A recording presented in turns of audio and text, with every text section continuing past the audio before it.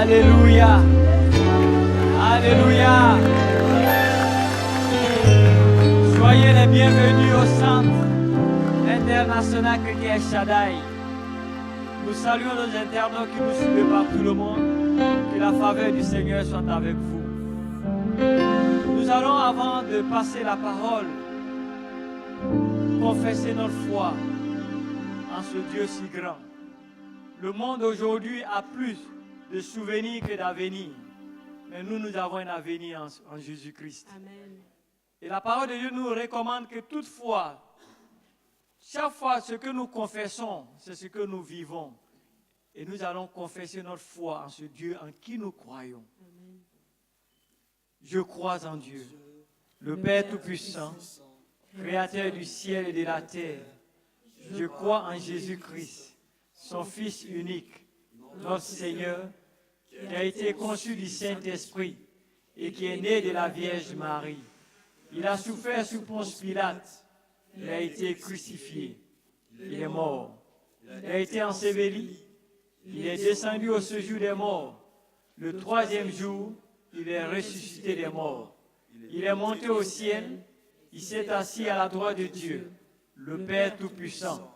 Et il viendra de là pour juger les vivants et les morts. Je crois au Saint-Esprit. Je crois à la Sainte Église universelle, la communion des saints, la rémission des péchés, la résurrection du corps et à la vie éternelle. Amen. Nous restons debout. Nous avons cette grâce aujourd'hui d'avoir avec nous le professeur Toundou Germain, le professeur en théologie. Et c'est un grand bien. Il va nous conduire et nous allons ensemble bénir ce canal que Dieu s'est choisi parce que Dieu parle tantôt d'une manière, tantôt d'une autre. Alors nous allons élever nos voix et bénir encore ce canal qui s'est choisi. Élevons nos voix et prions. Père Céleste, nous recommandons encore ton serviteur que tu as amené depuis la Belgique. Nous savons que tu parles tantôt d'une manière, tantôt d'une autre. C'est pourquoi nous voulons bénir ce canal. Et nous voulons bénir la sémence que ton peuple va recevoir. Saint-Esprit, nous te demandons de nous donner un esprit réceptif, afin que cette parole que nous allons entendre puisse nous transformer. Ta parole n'est pas pour nous informer seulement, mais c'est pour nous transformer. Alors je prie que ton Esprit Saint protège la sémence et qu'au sortir encore, nos vies soient changées pour glorifier le nom de Jésus. Merci de prendre la place et que tout l'honneur te revienne. Au nom de Jésus, nous avons ainsi prié. Et nous voulons encore accueillir sur nos acclamations le professeur Toundou Germain.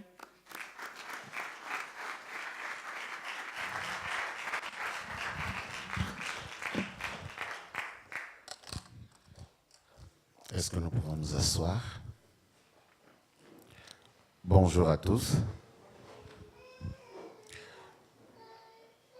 Je voudrais saluer la présence de chacun ce matin, de nos bien-aimés qui sont en train de suivre la rencontre sur Internet. Je voudrais saluer le bishop qui n'est pas avec nous ce matin et dire ma reconnaissance d'être là, de pouvoir vous parler. Merci en tout cas pour l'accueil. Merci. Et Maman Bishop aussi, merci beaucoup. Chaque fois que je suis ici, je suis très heureux. Je suis à la maison. Et donc, vous êtes ma famille. Et chaque fois que j'ai l'occasion de vous voir, c'est ma bénédiction. Ce matin, nous allons partager ensemble la parole de Dieu et je voudrais vous inviter à être très attentifs. Vous savez, la puissance de Dieu se manifeste beaucoup dans sa parole. La Bible nous dit que Dieu envoya sa parole et sa parole guérit. Et donc, il y a une puissance de transformation, une puissance de changement dans la parole de Dieu Et si vous ratez le moment de la parole, c'est un peu comme si vous auriez tout raté. Alors, j'aimerais vraiment que nous soyons attentifs. Je vais vous inviter à la lecture de la parole dans le livre de la Genèse, donc vous n'irez pas trop loin. Genèse, le chapitre 1. Genèse chapitre 1.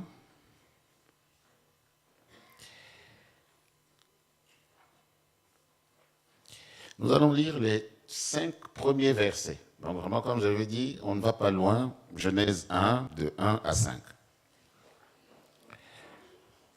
Voici ce qui est écrit. Au commencement, Dieu créa le ciel et la terre. La terre était informe et vide. Il y avait des ténèbres à la surface de l'abîme, et l'Esprit de Dieu planait au-dessus des eaux. Dieu dit que la lumière soit, et la lumière fut. Dieu vit que la lumière était bonne, et Dieu sépara la lumière d'avec les ténèbres. Dieu appela la lumière jour, et il appela les ténèbres nuit. Il y eut un soir et il y eut un matin, ce fut un jour. Voilà, donc dans ma version, c'est écrit ce fut un jour. Ah. Merci. Voilà. Sanctifie-nous par ta vérité, Seigneur. Ta parole est la vérité. Parle à nos cœurs, toi-même. Et fortifie-nous. Amen. Je sais que quand on lit un texte comme celui-ci, on se dit, mais pasteur, comment tu vas... Il y a beaucoup de textes dans la Bible. Au lieu d'aller chercher un texte bien, là, les textes puissants, les textes, je ne sais pas comment on peut les qualifier, vous allez chercher ce texte que nous connaissons, alors que nous le connaissons même par cœur. Dites-vous ceci, parce qu'on entend souvent ça, je n'apprends plus rien. Il y a des gens qui disent, quand je vais à l'église, je n'apprends plus rien. En fait, si vous n'apprenez plus rien de la parole de Dieu, le problème, ce n'est pas la parole de Dieu. Le problème, c'est vous. Il faut arranger les dispositions de votre cœur. Vous devez pouvoir demander à Dieu la force et l'intelligence pour comprendre sa parole. Parce que sa parole nous parle toujours. Vous pouvez prendre n'importe quel verset. Je vous assure que si vous voulez passer du temps dans la présence de Dieu, ces 5 versets que nous venons de lire, pendant toute une année, vous ne les aurez même pas terminés. Parce que c'est une richesse. Et moi, je ne vais même pas tout exploiter parce que, voilà, comme je dis, il y a beaucoup de richesses dans ce texte. On va insister sur quelques petits aspects. Donc, on a dit au commencement, Dieu créa les cieux et la terre. Bon, la terre était informe et vide, il y avait des ténèbres à la surface de la vie, mais l'Esprit de Dieu planait au-dessus des eaux. Et là, au verset 3, on dit, Dieu dit que la lumière soit. Vous vous rendez compte? Que la lumière soit. Attendez. Donc, je ne sais pas si vous avez su, je vais relire. Au commencement, Dieu créa le ciel et la terre. La terre était informe et vide. Il y avait des ténèbres à la surface de l'abîme. Mais l'Esprit de Dieu planait au-dessus des eaux. Dieu dit que la lumière soit. C'est choquant. C'est choquant, pourquoi? Parce que ce texte est en train de nous faire passer une information. C'est que Dieu, lorsqu'il était en train de créer, il n'y avait pas la lumière. Il n'y avait pas la lumière. Après avoir fini de créer, il dit que la lumière soit. Et donc, la création se fait dans les ténèbres. La création se fait dans la nuit. la création se fait loin de la lumière. Ce n'est que quand la création se termine, qu'on nous dit que la lumière soit. Bon, effectivement, les autres jours, désormais, on a la lumière, mais encore là, il y a lieu de bien regarder, parce que chaque fois, on nous dit, il y a eu un soir, puis il y a eu un matin. Et donc, on a presque l'impression que toute la création se faisait la nuit. Et pour nous qui connaissons un peu les choses, notamment telles que ça se passe en Europe, regardez quand les gens se réunissent dans les loges, par exemple, ils se réunissent la nuit. Les sorciers en Afrique, ils fonctionnent la nuit. Alors je me suis dit, tiens, ce n'est donc pas anodin. Et voilà pourquoi, d'ailleurs, la Bible nous dit que les chrétiens doivent organiser des veillées. Parce que la nuit, pour les enfants de Dieu, elle n'est pas faite seulement pour dormir. L'apôtre Paul dit un truc totalement et apparemment absurde. Il dit ceux qui dorment la nuit. Ceux qui dorment la nuit. Parler d'un verset biblique. Dis-nous quelque chose que nous ne connaissons pas. Ceux qui dorment la nuit.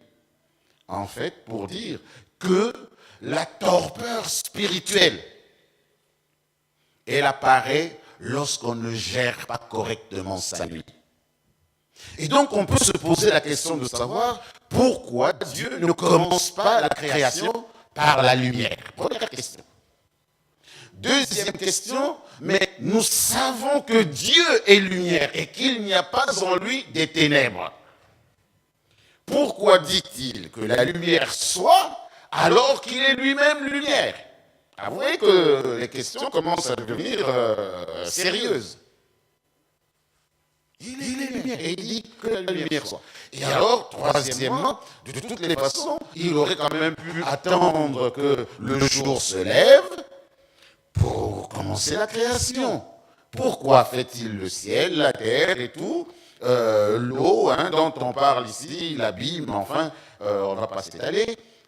Et après seulement, il vient et finit par la lumière.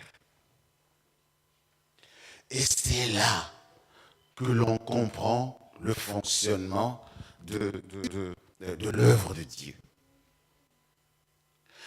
Parce que lorsque vous lisez dans les évangiles, vous constatez que Jésus-Christ, quand il lui arrivait de faire un miracle, il avait tendance à dire aux gens, surtout ne répétez à personne. Regardez, il parle avec l'apôtre Pierre, enfin avec tous ses apôtres, et il leur pose la question, d'après vous, qui suis-je? Et puis quand la grande révélation est faite, il dit, surtout gardez ça pour vous.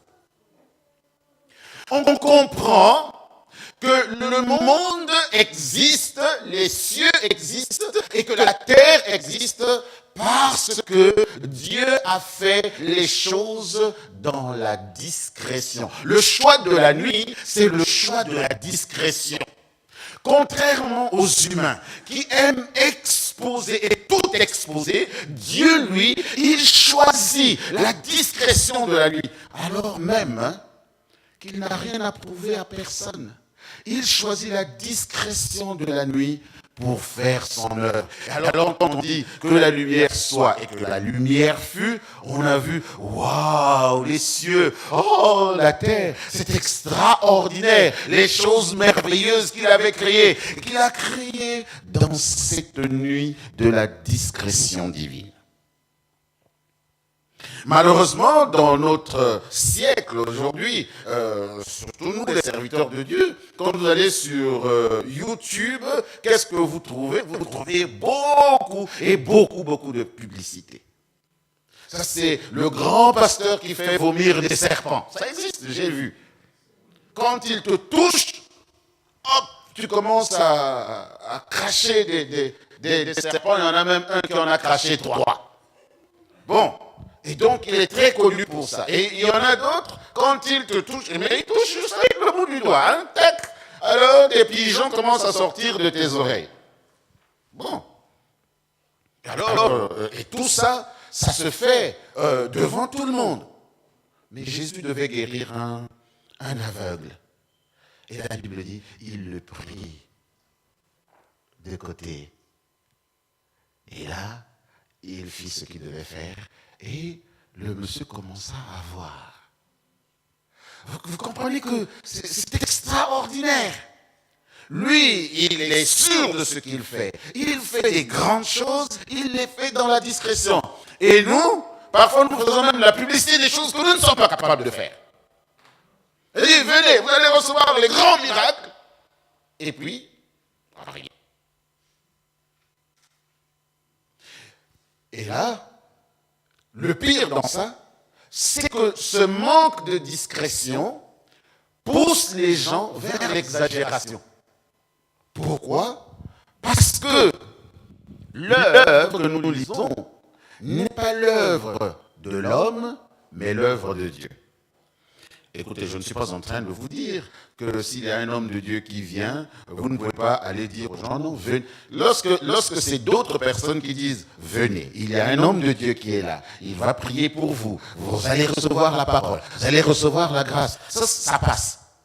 Mais moi, personnellement, je vais sur YouTube, venez, vous allez voir la puissance, vous allez voir, venez. En fait, les gens viennent désormais, ils ne viennent que pour moi. Tandis que dans l'autre invitation qu'on a faite, les gens viennent pour écouter l'homme de Dieu. Et qu'est-ce que l'homme de Dieu fait? Il prêche le Seigneur. Et quand les gens entendent le Seigneur, c'est comme dans l'histoire de la femme samaritaine. Ils vont dire, ok, c'est bien, merci, mets-toi de côté, tout ce que tu as dit, c'était bien. Maintenant, nous, on écoute la vraie source.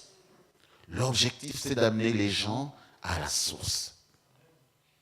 Beaucoup de choses, beaucoup de vos projets échouent parce que vous manquez de discrétion. Beaucoup de vos projets sont exposés à Satan parce que vous manquez de discrétion. Vous comprenez? Dieu n'a pas encore amené les choses à l'accomplissement. Vous commencez déjà à vous enorgueillir. Vous allez voir, il y aura ceci. Vous allez voir, il y aura ça. Ouais, mais vous oubliez une chose. Satan est là, il entend. Lorsque vous manquez de discrétion comme ça, vous devenez une cible. Il vous attaque sur la base des choses que vous êtes en train d'exposer. Il va aller vous accuser. Vous savez qu'il a le droit de se présenter devant Dieu comme il l'avait fait pour Job. Et donc de dire, regarde, déjà tu ne lui as rien donné, il est déjà orgueilleux. Est-ce que vous pensez que ça vaut la peine qu'on puisse continuer à mener cette histoire au bout? Et du coup, les prophéties suivent, continuent, et vous ne voyez aucune réalisation. Vous dites, oh non, ce sont des faux prophètes. Vous imaginez, on m'avait dit ça, ça n'a pas fonctionné. On m'a dit ça, ça n'a pas fonctionné. On m'a dit ça, ça n'a pas fonctionné. Dieu est un Dieu de discrétion. Il travaille, il n'a pas besoin de prouver quoi que ce soit à qui que ce soit.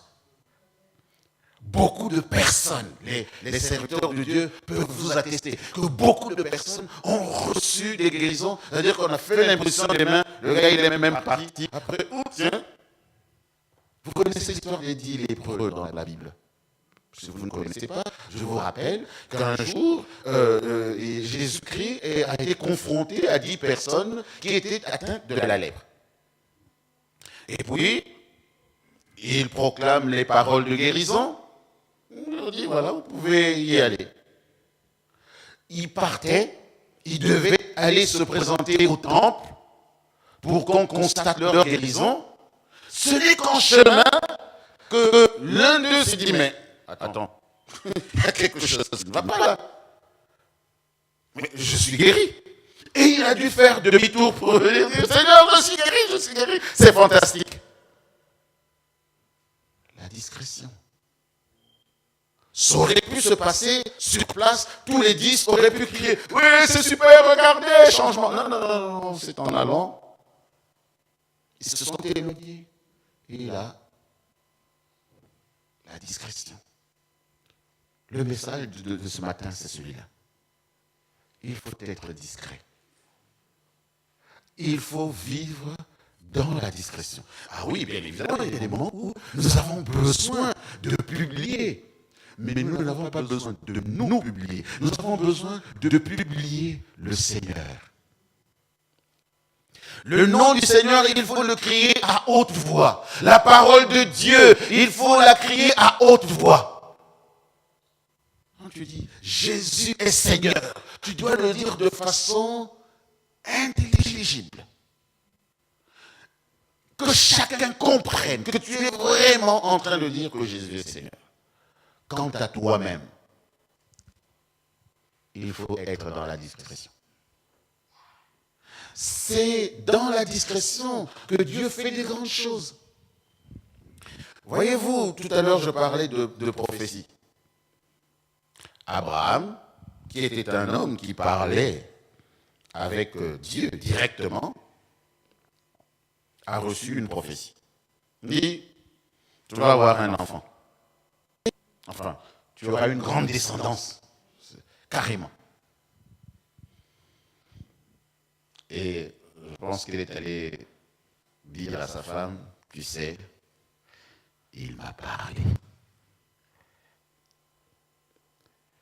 Là, sa femme a 65 ans. Et il m'a parlé aujourd'hui. Et qu'est-ce qu'il t'a dit?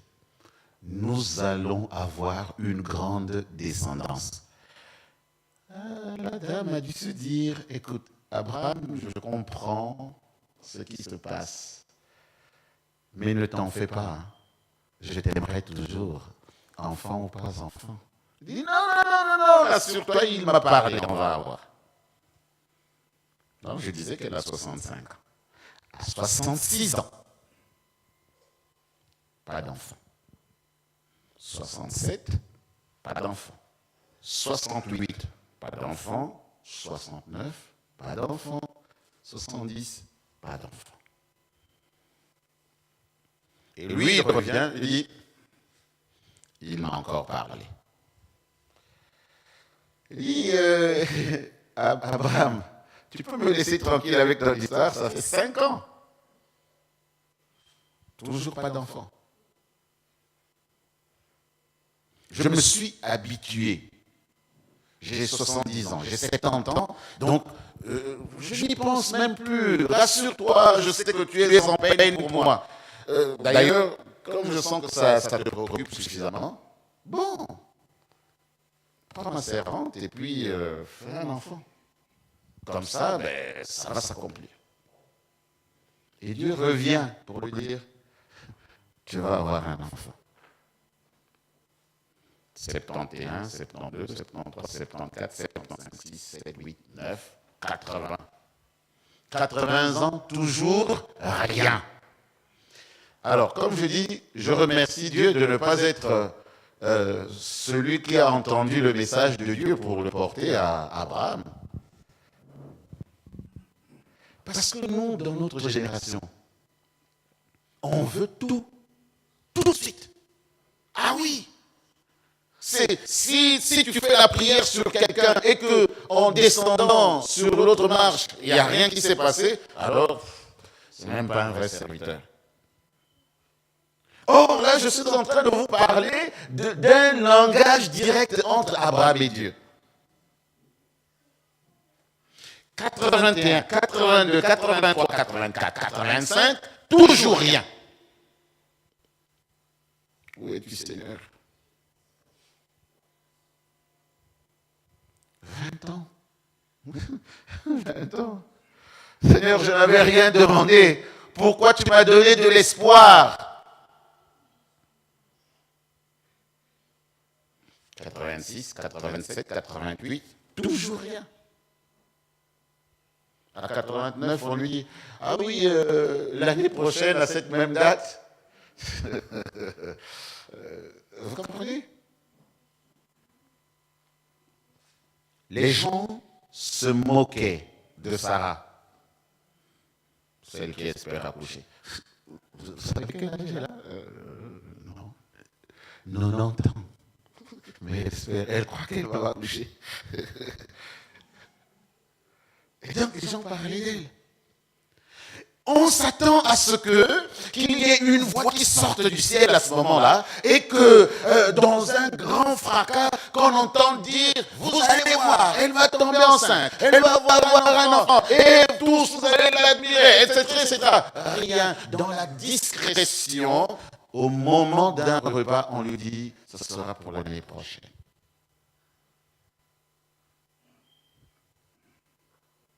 Dans la discrétion. Ce n'était pas dans la rue. Ces gens, d'ailleurs, ils étaient même de passage. On les a invités, ils sont très... Ah oui, au fait, ce sera l'année prochaine. Ce sera l'année prochaine.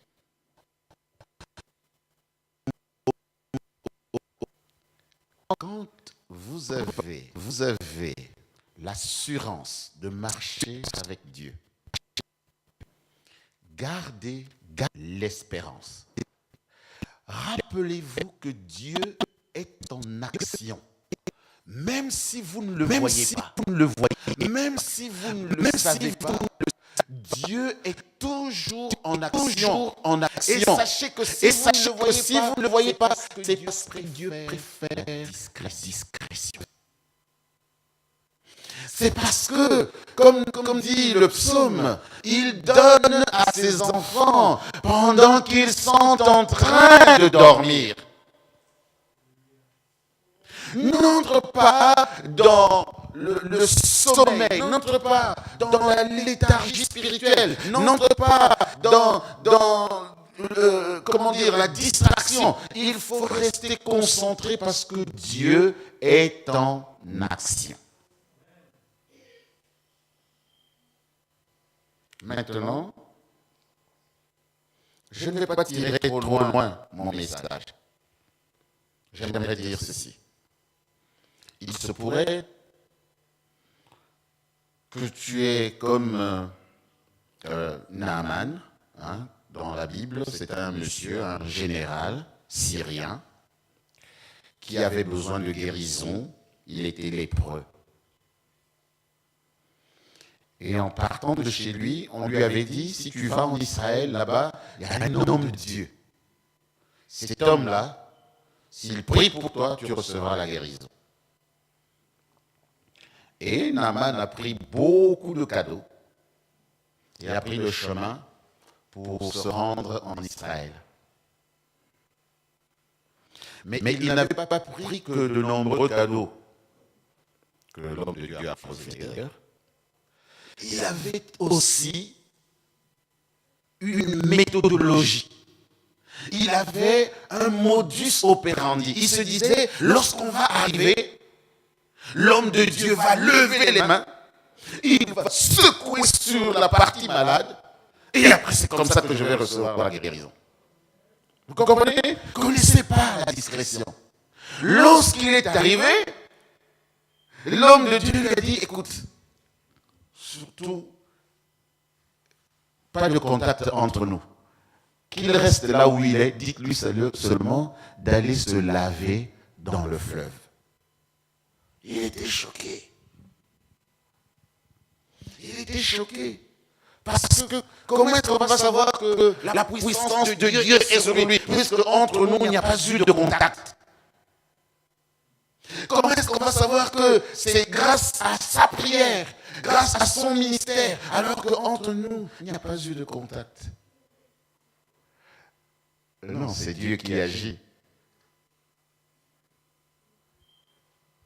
Et vous connaissez la suite de l'histoire, ou si vous ne la connaissez pas, il a dû aller se laver après moult protestations, et il fut guéri.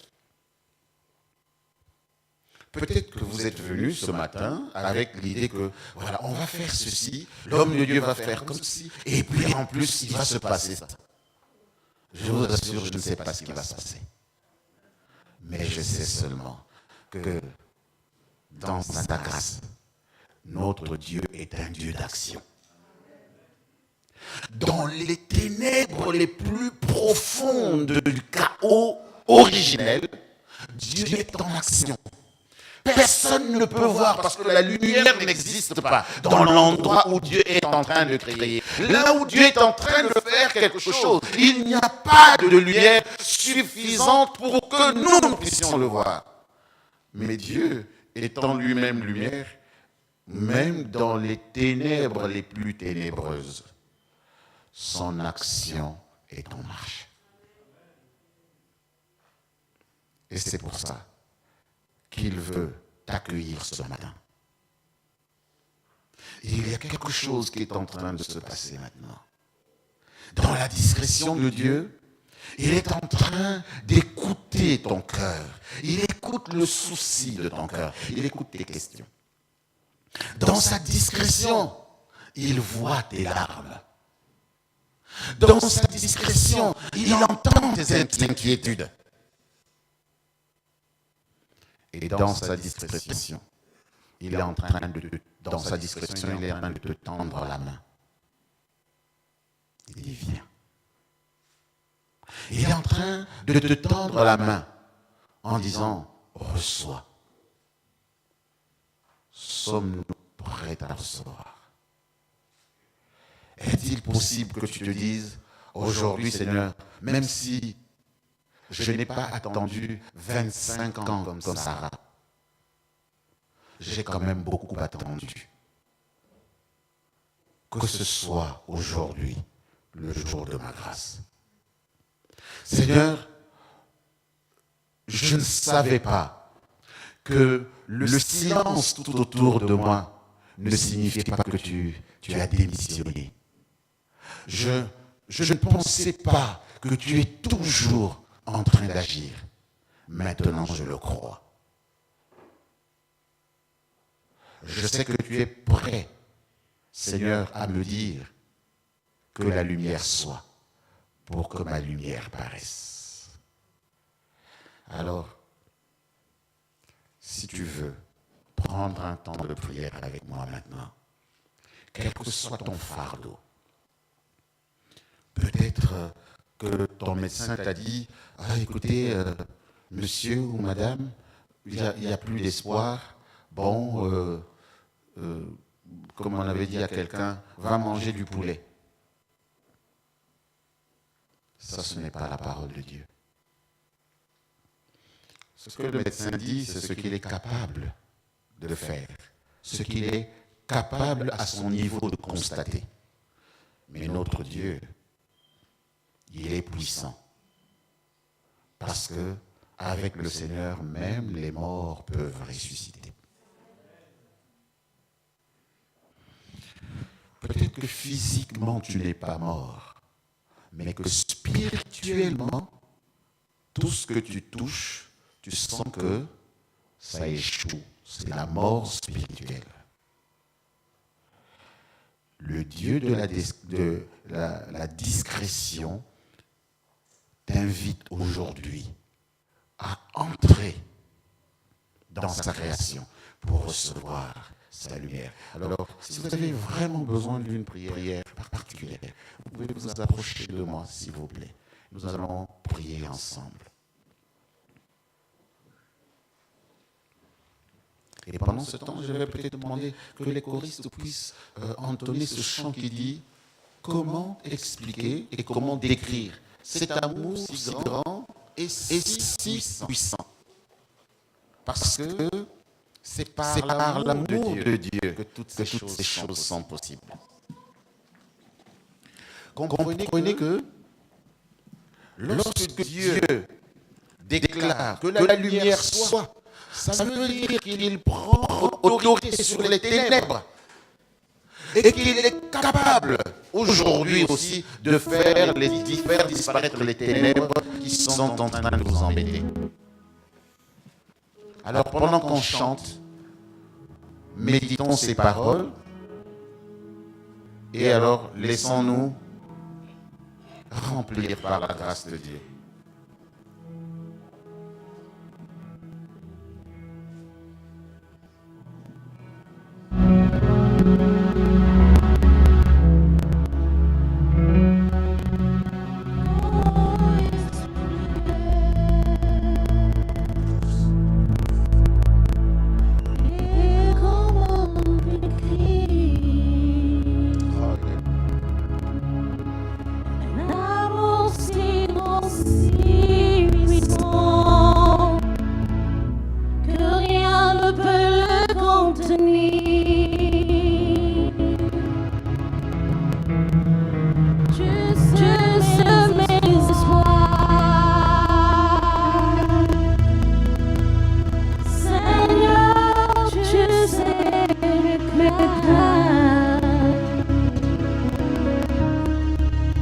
Les mots sont bien trop petits pour dire tout l'amour que je pour toi.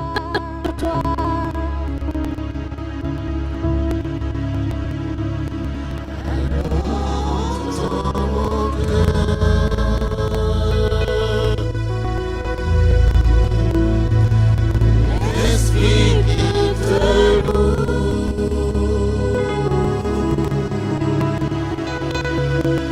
entend le chant d'amour,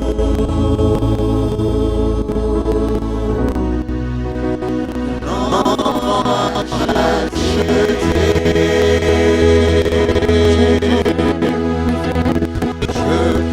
Je m'ai fait plein mot pour te dire que Dieu est merveilleux. Tu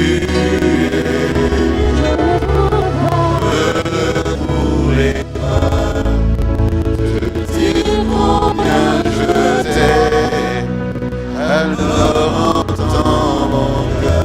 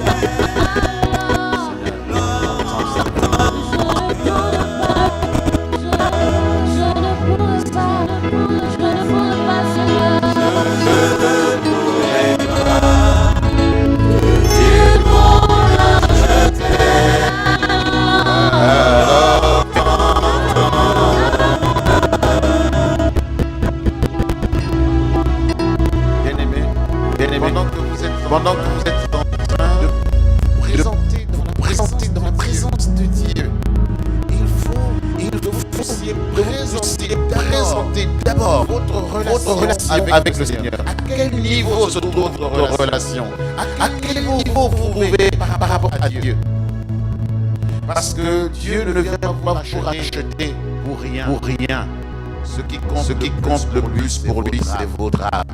Et comme dit le psaume 103, il pardonne tes iniquités et il guérit les maladies. Alors essaye maintenant de présenter le fardeau de ton cœur, en te disant, je suis dans la présence du Dieu Tout-Puissant. Présente-lui ton fardeau. Présente-lui de ton cœur. Présente-lui ce qui met la distance entre toi et lui. C'est le temps de la réconciliation. Et alors il entend ton cœur comme dit le chant. Vas-y, présente-lui ton fardeau. Pourquoi tu viens devant Dieu? Qu'est-ce que tu veux? Qu'est-ce que tu attends? Et pourquoi tu es là? Alors ton cœur, mon esprit qui te loue, Seigneur, entends le chant d'amour, un enfant racheté.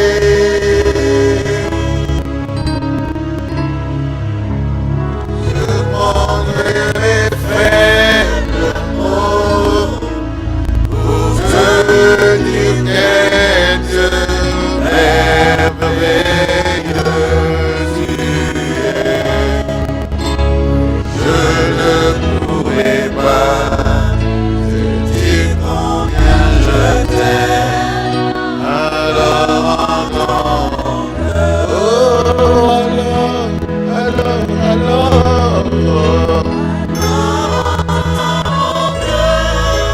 Éternel Dieu d'Abraham, Dieu d'Isaac, Dieu de Jacob. Tu es notre espérance. Et personne n'a jamais été confus en venant auprès de toi. Seigneur, lorsqu'on se confie en toi, on a toujours la victoire. Ceux qui se confient en toi ne sont jamais confondus. C'est pour cela que nous voulons placer notre confiance ce matin. Pour te dire, Seigneur, tu es notre délivrance. Tu es notre espérance. Et que par la puissance de la croix, tu envoies la délivrance au milieu de ton peuple. Et nous accueillons ta délivrance maintenant.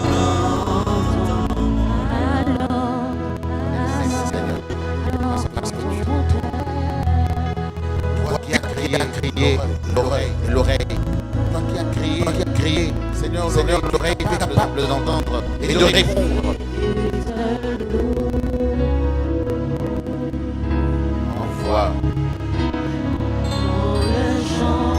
Envoie ta puissance en abondance.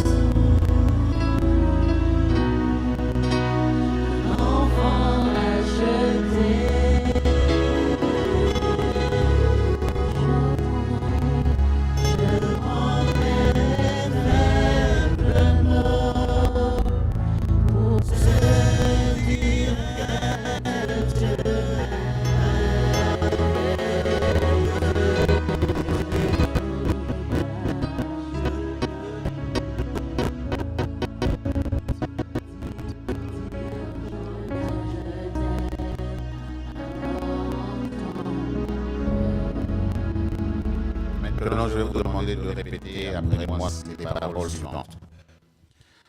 Éternel notre Dieu, tu connais les profondeurs de mon cœur.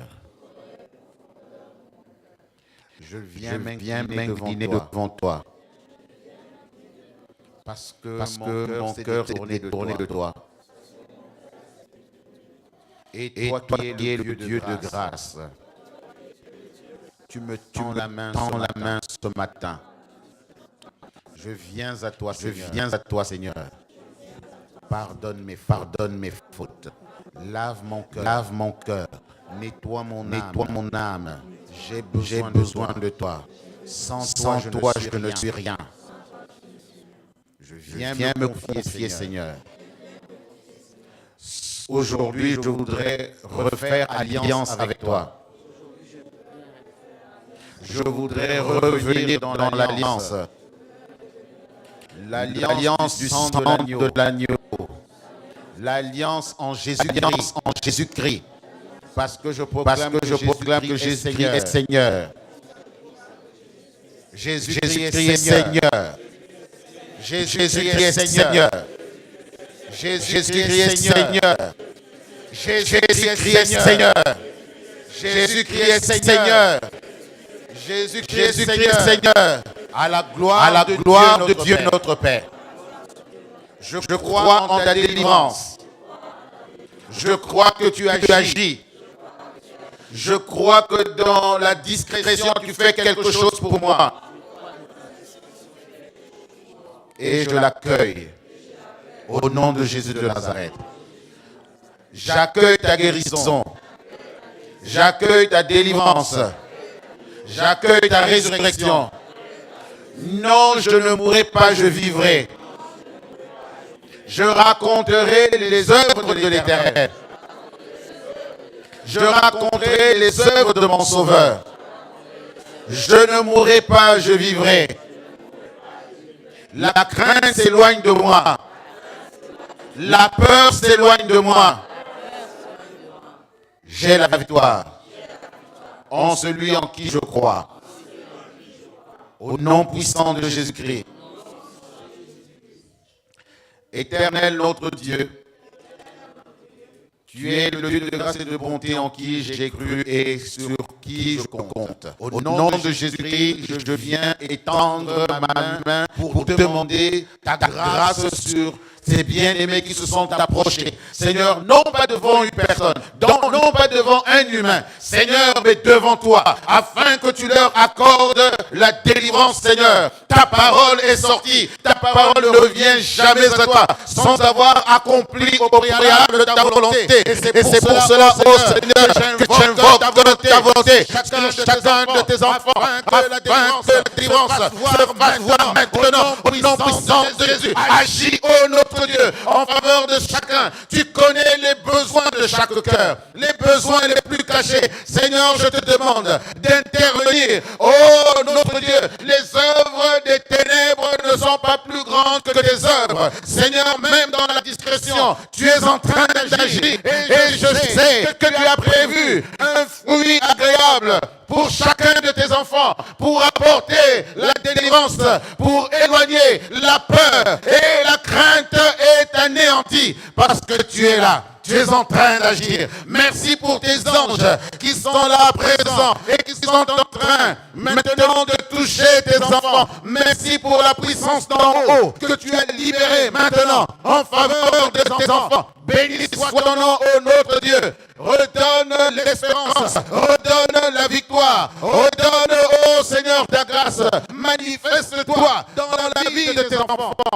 Et que l'on voit toi l'Éternel, le Dieu d'Abraham, le Dieu de Jacob. Tu n'as pas changé, ô Seigneur, et tu ne changeras jamais. Personne n'est au-dessus de toi. Personne n'est capable de te résister. Rien n'est capable de te résister. Aucune maladie n'est capable de te résister. Aucune souffrance n'est capable de te résister. Dans le monde spirituel, dans le monde physique, oh Seigneur, la libération, Seigneur, ta puissance, libérons, oh puissance maintenant. Glorifie ton nom au milieu de nous ce matin.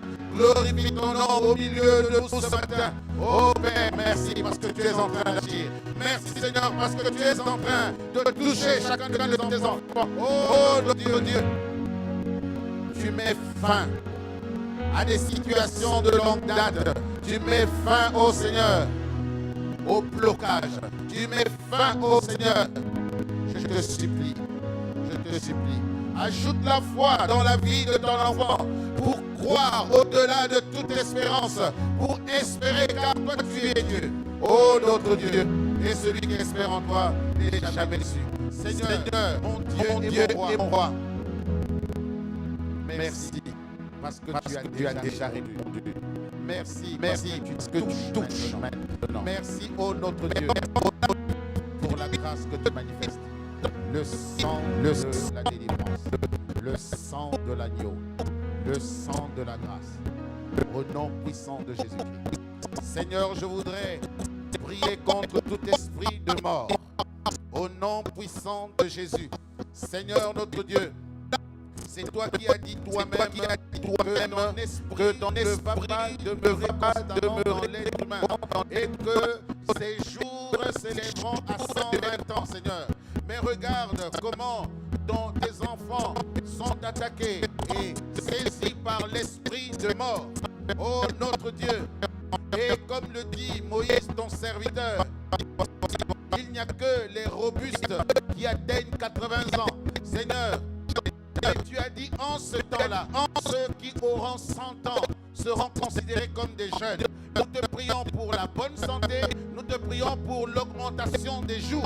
Seigneur, nous te prions pour les enfants de cette communauté, que tu puisses les protéger contre toute attaque démoniaque au nom puissant de Jésus. Nous prions pour ceux qui ne sont pas là aujourd'hui. Nous prions pour ceux qui sont là aujourd'hui. Que ta main puisse s'étendre sur chacun d'eux pour les protéger où qu'ils se trouvent. Nous prions, Seigneur, pour chaque choriste qui est ici, dans le ministère qu'ils sont en train de faire, que les attaques de l'ennemi puissent s'arrêter, parce que tu es le Dieu qui les protège. Oh Seigneur notre Dieu, je prie pour les serviteurs que tu as installés dans cette église pour conduire ton œuvre, afin que ta grâce puisse les accompagner. Oh notre Dieu, protège chacun. Ce lieu, notre Dieu, est le lieu de la délivrance. Ce lieu, notre Dieu, est le lieu de la grâce. quiconque vient à cette source reçoit grâce et délivrance. Quiconque vient ici entre dans les eaux de Chiloé spirituel. Merci Seigneur pour ta bonté et ta grâce que tu manifestes. Au nom puissant de Jésus de Nazareth. Gloire et louange à toi, toi qui entends nos prières. Amen.